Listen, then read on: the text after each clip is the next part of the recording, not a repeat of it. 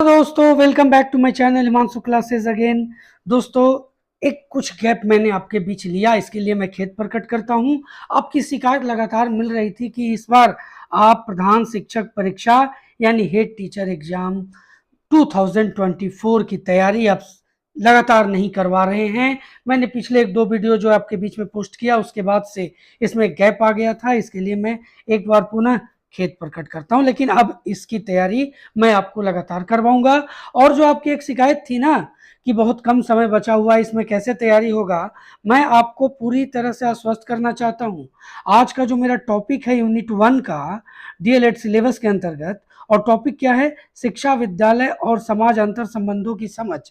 देखिए इसमें मैं फुल डिटेल आपको बताऊंगा और उसके बाद इसका जो एमसीक्यू है वो आपके बीच में रखूंगा। इस तरह से पूरा ये जो टॉपिक है वो 2 क्लासेस नहीं लगेंगे, एक ही क्लासेस में पूरी तरह से कंप्लीट हो जाएंगे और इससे अलग कुछ आएगा भी नहीं। इस तरह से मैंने इसको तैयार भी किया है। दोस्तों आपका रिएक्शन भी महत्वपूर्ण होता है हम लोगों के लिए, क्योंकि इतनी मेहनत के साथ, इतनी शिद्दत के साथ आपके बीच में अपने वीडियोस लेकर के आता हूं और आपका जब उस पर रिएक्शन नहीं मिलता, आप शेयर नहीं करते हैं, आप लाइक नहीं करते हैं, आप सब्सक्राइब नहीं करते हैं, तो थोड़ा सा दुख होता है दोस्तों। तो इसका आप ख्याल रखेंगे और आगे भी मैं इसी तरह से आपके बीच में उपस्थित होता रहूंगा। तो आज का जो टॉपिक है दोस्तों, एक बार फिर मैं आपको बताना चाहता हूं, शिक्षा, विद्यालय और समाज, अंतर संबंधों की समझ। और जैसा कि मैंने आपको बताया फुल डिटेल है इसमें और एमसीक्यूज है। और साथ में मैं आपको बता दूं, शिक्षाविदों की परिभाषाएं बहुत ही महत्वपूर्ण है, इससे बहुत से क्वेश्चन पूछे जाएंगे और वो सब मैं आपको यहाँ पर एक साथ रख करके बताने का प्रयास करूंगा दोस्तों इस वीडियो के माध्यम से। और जैसा कि आप जानते हैं हिमांशु क्लासेस की तरफ से ये आपको प्रोवाइड किए जा रहे हैं, तो देर ना करें, जल्दी से सब्सक्राइब कर दें अगर अभी तक सब्सक्राइब नहीं किए हैं, ज़्यादा से ज़्यादा शेयर करें ताकि बाकी जो शिक्षक हैं, जो प्रधान शिक्षक परीक्षा की तैयारी में व्यस्त हैं, उनको भी इसका लाभ मिल सके। पहला मैं यहाँ पर प्रश्न रखूंगा दोस्तों आपके बीच में कि शिक्षा, विद्यालय और समाज में क्या संबंध है। पहले संबंध को समझ लेंगे और संबंध को मैंने यहाँ पॉइंट वाइज क्लियर किया है। पहला पॉइंट आपके स्क्रीन पर है कि विद्यालय का समुदाय से गहरा संबंध है। दोनों ही क्या है, अपने विकास के लिए एक दूसरे पर आश्रित है, यह संबंध है। दूसरा जो पॉइंट यहाँ पर आप देख रहे हैं कि विद्यालय औपचारिक शिक्षा के माध्यम से तथा समुदाय अनौपचारिक शिक्षा द्वारा बालक के व्यक्तित्व को प्रभावित करते हैं। तो प्रश्न यहाँ पर एक बन जाता है कि विद्यालय किस तरह का शिक्षा का माध्यम है, तो औपचारिक शिक्षा के माध्यम है, और समुदाय किस तरह की शिक्षा का माध्यम है, तो यह अनौपचारिक शिक्षा का माध्यम है। बहुत ही महत्वपूर्ण पॉइंट है, इससे प्रश्न बनेंगे। ये मैं आपको जो डिटेल आपके बीच में रख रहा हूं ना, उससे अनेकों एमसीक्यूज तैयार हो जाएंगे। चलिए यहाँ पर तीसरा पॉइंट है कि इस तरह से व्यक्तित्व के समुचित विकास हेतु विद्यालय एवं समुदाय में आपसी सहयोग अनिवार्य है। तो शिक्षा, विद्यालय और समाज में क्या संबंध है, इसको मैंने आपको यहाँ पर 3 पॉइंट से ही स्पष्ट कर दिया है। दोस्तों शिक्षा, विद्यालय और समाज के बीच के जो संबंध है उसको मैंने 3 महत्वपूर्ण बिंदुओं के द्वारा स्पष्ट करने का प्रयास किया।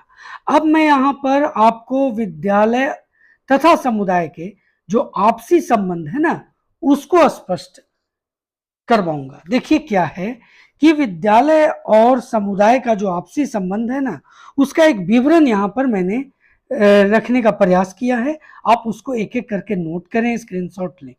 देखिए क्या है, विद्यालय का समुदाय से गहरा संबंध है और दोनों ही अपने विकास के लिए एक दूसरे पर आश्रित है, ये अभी हम लोगों ने पढ़ा भी।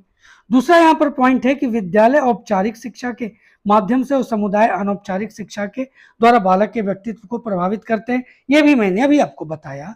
और व्यक्तित्व के समुचित विकास हेतु विद्यालय एवं समुदाय में आपसी सहयोग अनिवार्य है। ये दोनों चीजों को मैंने यहाँ भी रखने का प्रयास किया है ताकि आपका रिपीट होते चला जाए। आगे क्या है कि प्रत्येक समुदाय अपनी प्रगति हेतु क्या करता है, विद्यालय की स्थापना करता है। विद्यालय समुदाय के प्रतिनिधि तथा राष्ट्र के भावी नागरिक के रूप में दोस्तों बालक को शिक्षा प्रदान करता है। किसे विद्यालय शिक्षा प्रदान करता है? बालक को। विद्यालय में विभिन्न समुदाय से प्राय सभी संस्कृतियों के बालक शिक्षा पाने हेतु आते हैं और साथ साथ रह करके क्या करते हैं, एक दूसरे से प्रभावित करते हैं, एक दूसरे को प्रभावित करते हैं, एक दूसरे से प्रभावित होते हैं। इससे क्या होता है, एक दूसरे के संस्कृति से भी ओतप्रोत होते हैं।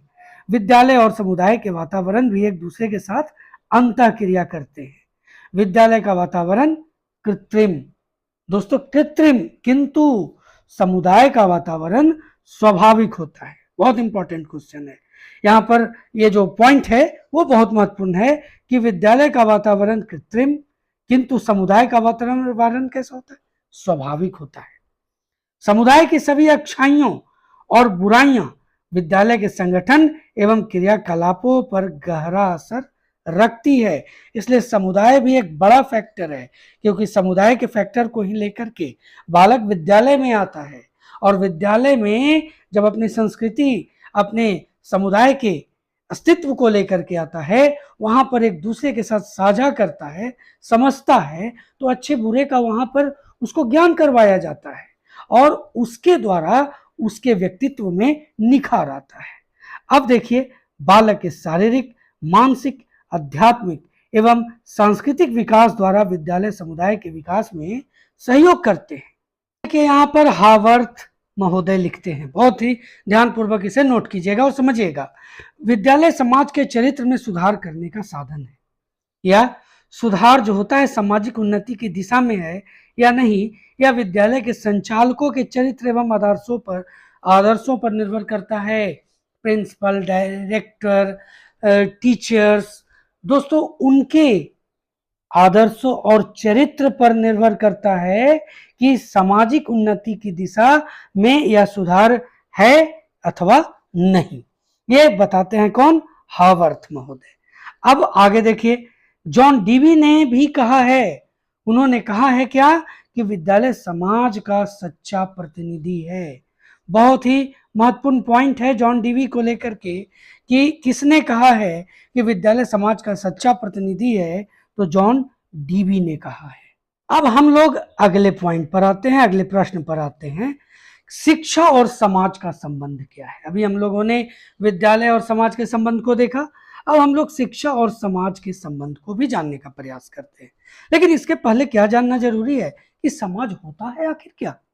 तो इसे सरल भाषा में समझे तो समाज एक प्रकार का समुदाय अथवा समुदाय का एक अंग होता है, जिसके सदस्यों में सामाजिक चेतना के साथ साथ समान उद्देश्य और मूल्यों के कारण एकता होती है। यह होता है समाज। देखिए, अब हम लोग शिक्षा और समाज के संबंध को स्पष्ट कर लेते हैं।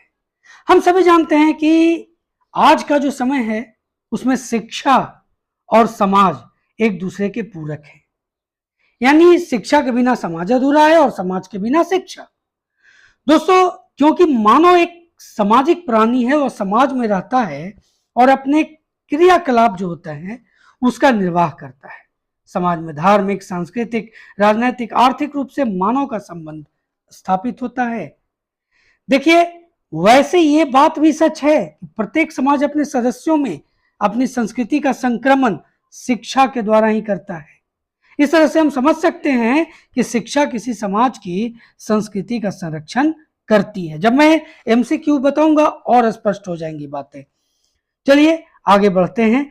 और इस प्रकार जब मनुष्य शिक्षित हो जाता है तो वह अपने अनुभव के आधार पर अपनी संस्कृति में परिवर्तन करता है, यानी जो संस्कृति लेकर के आता है एक बालक, और जब वो पूरी तरह से समझ लीजिए कि शिक्षित हो जाता है, एजुकेटेड हो जाता है, तो सभी संस्कृतियों का जब वो समावेशन करता है तो क्या सही है क्या गलत है वो इस चीज का अनुभव करता है और उससे अपनी संस्कृति में परिवर्तन करता है। इस प्रकार शिक्षा समाज की संस्कृति में विकास करती है। तो दोस्तों, अब हम लोग जानेंगे कि शिक्षा के संबंध में कुछ विद्वानों के मत क्या है। सबसे पहले हम लोग यहाँ जेस मिल के अनुसार जानेंगे कि जेस मिल ने शिक्षा के संबंध में क्या मत प्रस्तुत किए हैं। तो शिक्षा द्वारा उन्होंने कहा है जेस मिल ने कि शिक्षा द्वारा एक पीढ़ी के लोग दूसरी पीढ़ी के लोगों में संस्कृति का संक्रमण करते हैं ताकि वे उसका संरक्षण कर सकें और यदि संभव हो तो उसमें उन्नति भी कर सके। दोस्तों, तो ये जेएस मिल के अनुसार कथन है, आप इसका स्क्रीनशॉट ले लें, नोट कर लें वीडियो पॉज करके। अब आगे बढ़ते हैं। अब जेएस मिल के बारे में पढ़ लिए, अब फ्रोबेल महोदय ने क्या कहा है ये देख लीजिए। शिक्षा वह प्रक्रिया है जिसके द्वारा बालक की जन्मजात शक्तियां बाहर निकलती हैं। क्वेश्चन आपसे पूछा जाएगा, उपरोक्त कथन किसका है? शिक्षा वह प्रक्रिया है जिसके द्वारा बालक की जन्मजात शक्तियां बाहर निकलती हैं। तो सही जवाब होगा फ्रोबेल के अनुसार। अब आगे बढ़ जाइए, देखिए टैगोर ने क्या कहा है। तो शिक्षा का अर्थ मस्तिष्क को इस योग्य बनाना है कि वह सत्य की खोज कर सके अथवा अपना बनाते हुए उसको व्यक्त कर सके। ये टैगोर के अनुसार है दोस्तों। अब आगे बढ़ जाते हैं, विवेकानंद ने क्या कहा है। तो विवेकानंद ने बहुत ही स्पष्ट कहा है कि शिक्षा मनुष्य के अंदर सन्निहित पूर्णता का प्रदर्शन है। दोस्तों उसी तरह जेएस कृष्णमूर्ति ने कहा है कि शिक्षा संवाद की प्रक्रिया और स्नेह की अनुभूति है। आप नोट करते चले जाएंगे, एक एक जो क्वेश्चन मैं आपको यहाँ बता रहा हूँ, एक एक पॉइंट जो आपके बीच स्पष्ट कर रहा हूँ, वो आपके एग्जामिनेशन के लिए रामबाण है। अब आगे बढ़ते हैं, कांट ने क्या कहा है। शिक्षा व्यक्ति की उस पूर्णता का विकास है जिसकी उसमें क्षमता है। देखिए मैं चाहता इसे ऑब्जेक्टिव के रूप में रख सकता था, लेकिन मैं यहाँ आपको स्पष्ट करके रखने का प्रयास किया हूं, और मैं यहाँ पर इस तरह से जिस तरह का मेहनत मैंने आपके बीच में रखा है दोस्तों, आपका लाइक तो बनता है। अब आगे देखिए, पाल फ्रेरे ने क्या कहा है। तो शिक्षा का अर्थ संप्रेषण एवं संवाद है, न कि ज्ञान का हस्तांतरण। इन्होंने बाकी सबसे अलग बात कहा है कि शिक्षा का अर्थ क्या है, संप्रेषण एवं संवाद, न कि ज्ञान का हस्तांतरण। पाल फ्रेरे ने इस बात की पुष्टि की है। तो डॉक्टर राधाकृष्णन ने कहा है कि शिक्षा परिवर्तन का एक साधन है। जो कार्य समाज में परिवार, धार्मिक, सामाजिक एवं राजनैतिक संस्थाओं द्वारा होती है, वह आज शिक्षण संस्थाओं द्वारा किया जा रहा है। यह डॉक्टर राधाकृष्णन का मत है। अब आगे बढ़ जाइए, आगे क्या है। तो शिक्षा के उद्देश्य के बारे में भी डॉक्टर राधाकृष्णन का कहना है कि शिक्षा को मनुष्य और संपूर्ण समाज का निर्माण करना चाहिए। इस कार्य को किए बिना शिक्षा अपूर्ण कहलाती है। अब हम लोग शिक्षा के कार्य को समझे क्या करके। देखिए शिक्षा के क्या क्या कार्य हैं, यहाँ पर भी कुछ जो महत्वपूर्ण चीजें होंगी वो भी मैं आपको बताऊंगा। देखिए अगर आप शिक्षा ग्रहण करते हैं तो उसका पहला जो उद्देश्य है, माफ कीजिए कार्य जो है, कि वो आपके नागरिक व्यवस्था जो है उसको बेहतर कर सके, यानी आपको अच्छे नागरिक बना सके, अच्छे नागरिक का निर्माण कर सके। शिक्षा के ये कार्य है। व्यक्तित्व का विकास, पर्सनालिटी डेवलपमेंट, मूलभूत आवश्यकताओं की पूर्ति। मूलभूत आवश्यकताओं की पूर्ति कहने का मतलब कि आप शिक्षा के द्वारा आप जो अर्जन कीजिएगा उसके तहत आप मूलभूत आवश्यकताओं की पूर्ति कर सकते हैं। चरित्र का निर्माण शिक्षा के द्वारा ही हो सकता है, बिना शिक्षा के चरित्र का निर्माण असंभव है। अब यहाँ देखिए हर्बर्ट महोदय ने लिखा है कि शिक्षा का कार्य उत्तम नैतिक चरित्र का विकास करना है। ये किनका कथन है? हर्बर्ट महोदय का कथन है। वातावरण में से समायोजन, यानी जो आपके अगल बगल का जो वातावरण है, जो व्यवस्था है, उससे समायोजन करना। व्यवसायिक कुशलता की प्राप्ति, यानी आप शिक्षा के द्वारा ही व्यवसायिक कुशलता अर्जन कर सकते हैं। अनुभवों का पुनर्गठन कर सकते हैं, व्यवस्थित कर सकते हैं, उसको जो गलत चीजें हैं उसको सही कर सकते हैं और सही चीजों को दुरुस्त कर सकते हैं। आत्मनिर्भरता की प्राप्ति, दोस्तों भौतिक संपन्नता की प्राप्ति भी शिक्षा के कार्य के अंतर्गत आते हैं। समाज को परिभाषित करते हुए विभिन्न शिक्षाविदों एवं समाज शास्त्रियों के कथन यहाँ मैं आपको बताने जा रहा हूँ, और इसमें सबसे पहला आता है लेपियर महोदय का। उन्होंने कहा है कि समाज का संबंध केवल लोगों के साथ नहीं बल्कि उनके बीच होने वाले अंतर कार्यों के जटिल ढांचे के साथ है। ये किनका कथन है? लेपियर का है। आगे देखिए, आगे राइट महोदय ने कहा है कि समाज का अर्थ केवल व्यक्तियों का समूह ही नहीं है, समूह में रहने वाले व्यक्तियों के जो पारस्परिक संबंध है, उन संबंधों के संगठित रूप को समाज कहते हैं। यह राइट महोदय का है। टॉलकॉट पार्सन्स ने क्या कहा है? तो समाज मानवीय संबंधों का पूर्ण ढांचा है जो वास्तविक या प्रतीकात्मक साधनों या संबंधों के द्वारा कार्यरत रहता है। ये टॉलकॉट पार्सन्स का कथन है। तो दोस्तों अब आ गई बारी शिक्षा, विद्यालय और समाज अंतर संबंधों की समझ का वस्तुनिष्ठ प्रश्न का, एमसीक्यू का। दोस्तों बहुत ही महत्वपूर्ण 20 क्वेश्चंस हैं यहाँ पर जो आपके एग्जामिनेशन के लिए बिल्कुल ही VVI हैं दोस्तों, आप इसे नोट करेंगे। क्वेश्चन नंबर 1 बात करते हैं। शिक्षा जीवन की वह विशिष्ट प्रक्रिया है जिसमें, ऑप्शन आप 4 यहाँ देख रहे हैं, निरंतर जीवन को नया रूप एवं नया नाम प्रदान करना।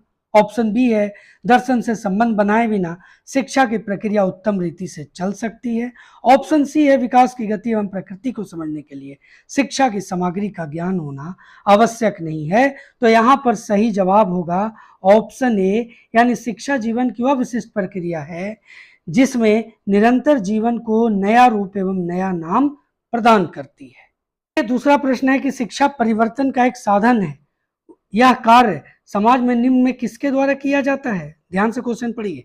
शिक्षा परिवर्तन का एक साधन है, यह कार्य समाज में निम्न में किसके द्वारा किया जाता है? परिवार द्वारा, धार्मिक समूहों द्वारा, सामाजिक एवं राजनीतिक संस्थाओं द्वारा, उपरोक्त सभी। तो इसका सही जवाब ऑप्शन डी ही होगा, इन सभी के द्वारा जो है शिक्षा परिवर्तन का एक साधन है, यह कार्य समाज में इन सभी के द्वारा किया जाता है। क्वेश्चन नंबर 3 है कि शिक्षा के संदर्भ में समाजीकरण का अर्थ है किसी का अपना सामाजिक मानदंड बनाना, समाज में बड़ों का सम्मान करना। ऑप्शन सी है सामाजिक वातावरण में अनुकूलन और समायोजन। तो ऑप्शन डी है हमेशा सामाजिक मानदंडों का पालन करना। सही जवाब ऑप्शन सी होगा दोस्तों, सामाजिक वातावरण में अनुकूलन और समायोजन। देखिए चौथे प्रश्न पर आते हैं कि सामाजिक विकास सिद्धांत का प्रस्ताव किसने प्रस्तुत किया था? क्या सामाजिक विकास सिद्धांत का प्रस्ताव किसने प्रस्तुत किया? जिसने यह प्रमाणित किया कि संज्ञानात्मक विकास प्रत्यक्षतः सामाजिक संचार से संबंधित है। दोस्तों R Spiro, J Bruner, L Vygotsky या आर गैगने। सही जवाब होगा ऑप्शन सी, एल वाइगोत्स्की इसका सही जवाब होगा। क्वेश्चन नंबर 5 पर आते हैं कि शिक्षा के निम्न क्या उद्देश्य हो सकते हैं? उद्देश्य की बात है बालक की क्षमता का विकास करना, ज्ञानार्जन के अनुसार जीविकोपार्जन करना, बालकों या विद्यार्थियों में सृजनात्मक क्षमता का विकास करना तथा इन्हें सृजनात्मक कार्य के लिए प्रेरित करना। तो दोस्तों इसका सही जवाब ऑप्शन डी होगा, ये सभी होंगे, ए, बी और सी तीनों होंगे, ये उद्देश्य जो शिक्षा के हैं वो है। क्वेश्चन नंबर 6 है कि शिक्षा में समाजशास्त्र के सिद्धांतों के अनुप्रयोग को क्या कहा जाता है? शिक्षा में समाजशास्त्र के सिद्धांतों का अनुप्रयोग शिक्षा कहा जाता है, सामाजिक शिक्षा कहा जाता है, शिक्षा का समाजशास्त्र कहा जाता है, इनमें से कोई नहीं। सही जवाब होगा ऑप्शन सी, शिक्षा का समाजशास्त्र कहा जाता है। नंबर 7 की बात कर लेते हैं कि आधुनिक समाजशास्त्र के जनक के रूप में किसे जाना जाता है? बहुत ही महत्वपूर्ण क्वेश्चन है। आधुनिक समाजशास्त्र के जनक के रूप में किसे जाना जाता है? David Hume, Anthony Gidden, Immanuel Kant या मैक्स वेबर। तो सही जवाब ऑप्शन डी होगा दोस्तों, आधुनिक समाजशास्त्र के जनक मैक्स वेबर हैं। देखिए क्वेश्चन नंबर 8 क्या है कि सीखने की प्रक्रिया में परिवार के बाद सर्वोपरि स्थान निम्न में से किसका है? समाज का, समूहों का, विद्यालय का या विशेष जाति समूह का जिसमें वो रहता है? तो सही जवाब यहाँ ऑप्शन सी होगा, विद्यालय का। चलिए क्वेश्चन नंबर 9 क्या है कि विद्यालय के उद्देश्यों से समाज में क्या मूल परिवर्तन आता है? क्या जो विद्यालय के उद्देश्य हैं वो समाज में क्या परिवर्तन कर देते हैं?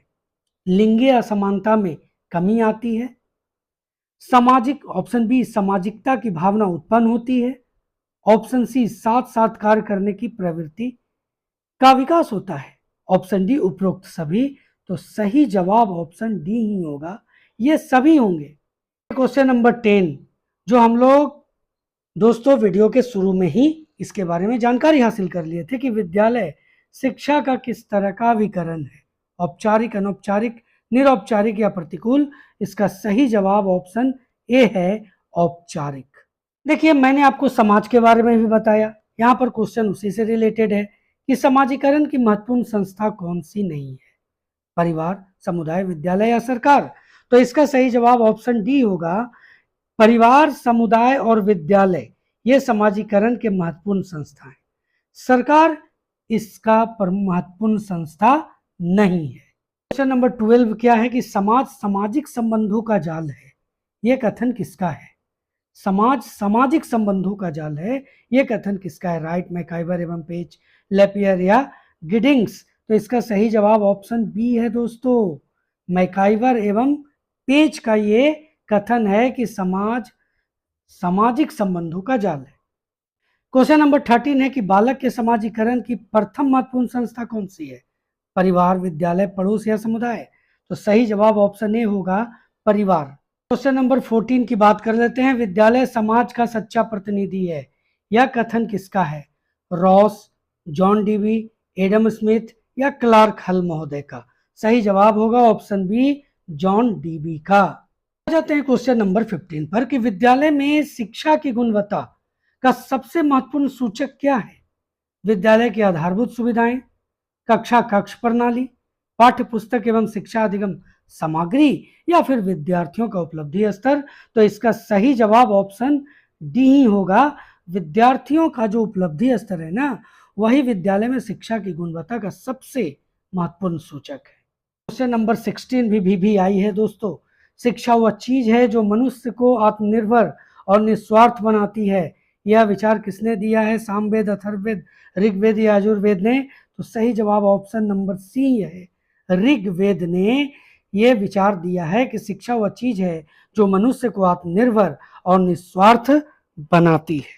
क्वेश्चन नंबर 17, शिक्षा प्रदान करने की औपचारिक प्रकृति खाली जगह के दौरान गुरुकुलों, आश्रमों और परिषदों के माध्यम से शुरू हुई थी, यानी किस काल में इस तरह की व्यवस्था का शुरुआत हुआ था? वैदिक काल, मुगल काल, मध्यकाल या बौद्ध काल। तो इसका सही जवाब ऑप्शन ए है, वैदिक काल।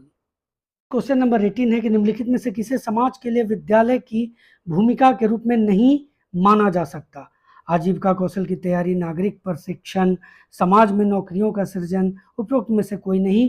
तो सही जवाब ऑप्शन सी होगा, समाज में नौकरियों का सृजन दोस्तों समाज के लिए विद्यालय की भूमिका के रूप में नहीं माना जा सकता है। देखिए क्वेश्चन नंबर 19 क्या है, विद्यालयों का निम्नलिखित में से कौन सा कार्य इस कथन को सही सिद्ध करता है कि एक विद्यालय को सामाजिक उत्थान का अग्रदूत होना चाहिए? विद्यालय का सामान्य कार्य, विद्यालय का प्रगतिशील कार्य, विद्यालय का रूढ़िवादी कार्य या विद्यालय का प्रतिक्रियात्मक कार्य। तो सही जवाब होगा ऑप्शन बी, विद्यालय का प्रगतिशील कार्य। चलिए नेक्स्ट क्वेश्चन आते हैं कि निम्नलिखित भारतीय विचारकों में से किसने एकीकृत शिक्षा की अवधारणा में योगदान दिया है? श्री अरविंद, स्वामी विवेकानंद, महात्मा गांधी या गिजुभाई बधेका। तो इसका सही जवाब है श्री अरविंद, ऑप्शन ए। तो दोस्तों आज मैंने आपको प्रधान शिक्षक परीक्षा, जो दोस्तों आप जान रहे हैं कि 13 जून को होने जा रहा है, 13 जून 2024 को, तो इसके लिए मैंने आज आपको यूनिट 1 का टॉपिक शिक्षा, विद्यालय और समाज अंतर संबंधों की समझ का पूरा डिटेल और साथ ही साथ दोस्तों उसका एमसीक्यू भी आपके बीच में रखा, और इस तरह से एक वीडियो में एक पूरा चैप्टर कंप्लीट, यानी जो भी चीज दिन जो हमारे बीच में बचे हुए हैं और जो चीज़ें बचे हुए हैं, जितने टॉपिक्स बचे हुए हैं, तो यूनिट 1 का वो सब मैं आपको कंप्लीट करवा दूंगा। आप बिल्कुल आश्वस्त रहें। बस चैनल पर अगर नए हैं या अभी तक चैनल को सब्सक्राइब नहीं किया है तो चैनल को सब्सक्राइब कर लें, ज़्यादा से ज़्यादा शेयर करें, और वीडियो अगर अच्छा लगा हो तो लाइक करना बिल्कुल भी ना भूलें। तो मिलते हैं अगले वीडियो में, तब तक के लिए दोस्तों जय हिंद।